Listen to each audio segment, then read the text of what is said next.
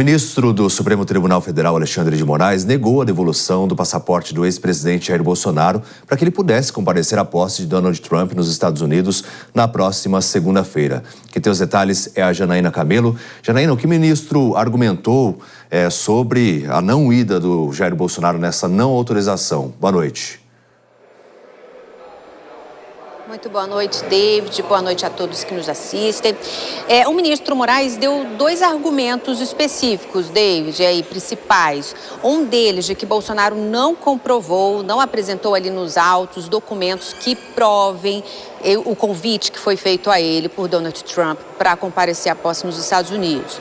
Além disso, Moraes disse também que Bolsonaro indo aos Estados Unidos, se ele for permitido, caso esse passaporte seja devolvido, há sim chances, há um risco de ele usar essa viagem aos Estados Unidos para não voltar mais ao Brasil.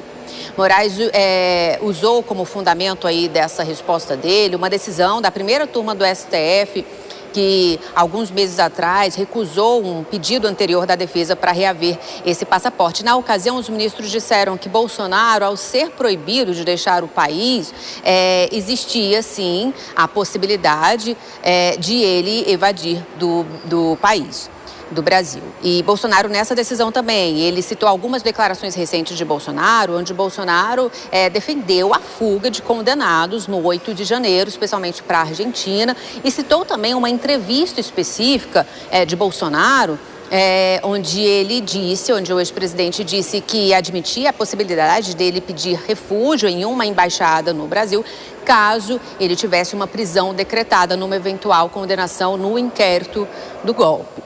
Bom, horas depois dessa recusa, David, Bolsonaro recorreu dessa decisão, tá? Agora há pouco, disse que sempre respeitou e cumpriu integralmente as medidas cautelares, então que sendo assim não há nenhuma possibilidade dele descumprir essa ordem judicial ao receber esse passaporte apenas para ir aos Estados Unidos. E a defesa dele também disse que não é verdade essa informação de que ele teria dito que pediria asilo ou refúgio em alguma embaixada em caso aí de uma condenação. David. Tá certo, muito obrigado pelas suas informações, Janaína. Bom, Dora, em relação a esse contexto todo, até o ex-presidente Jair Bolsonaro disse que enviará a ex-primeira-dama Michele Bolsonaro, esposa dele, e vai ter um lugar de destaque ali. Mas politicamente seria muito viável ele estar presente na posse de Donald Trump, né? Como assim viável? Viável num contexto de imagem, para ele realmente conseguir se fortalecer diante do campo ideológico da direita. Favorável para ele, claro, porque ele estava pronto, pelo que ele mesmo disse, a se posicionar como um representante do Brasil. Por isso, ele hoje disse que ficou muito decepcionado com a decisão do ministro e principalmente por isso. Agora, é claro que não é a questão do convite, O próprio ministro, quando ele apresenta o argumento de que há um risco de fuga, a gente vê que o convite aí não tinha peso. Agora, eu fiquei curiosa no seguinte: o presidente Trump, presidente eleito Trump, também quebrou ali o protocolo, a tradição, que não é de convidar chefes de Estado, e convidou chefes de Estados amigos, a Giorgia Meloni, da Itália, e o Javier Milei, por exemplo.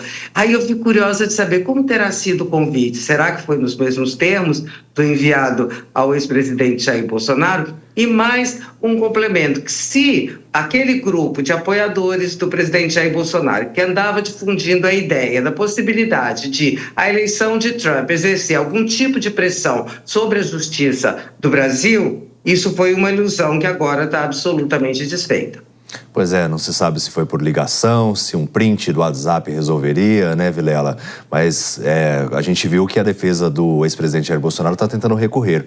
Será que, de fato, há uma expectativa do ministro Alexandre de Moraes rever essa situação ou bem pouco provável?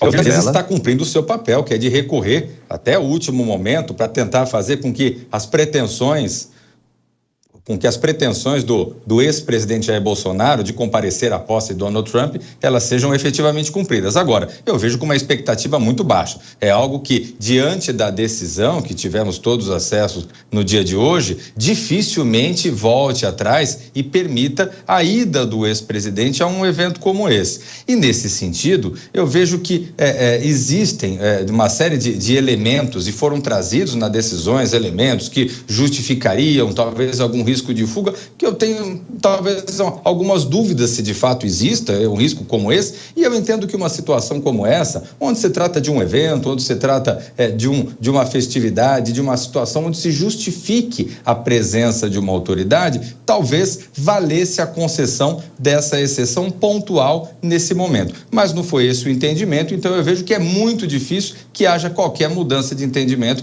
por parte do Supremo Tribunal Federal.